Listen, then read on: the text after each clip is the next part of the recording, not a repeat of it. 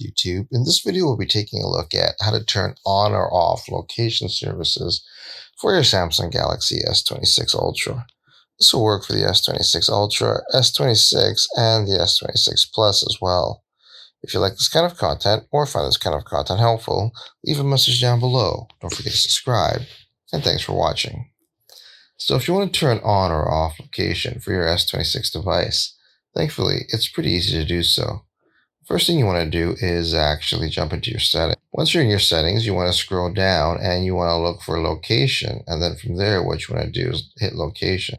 From there, you can use the toggle switch to turn on or off location.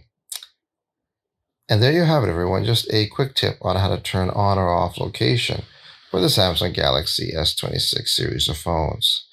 If you like this kind of content or find this kind of content helpful, leave a message down below. Don't forget to subscribe.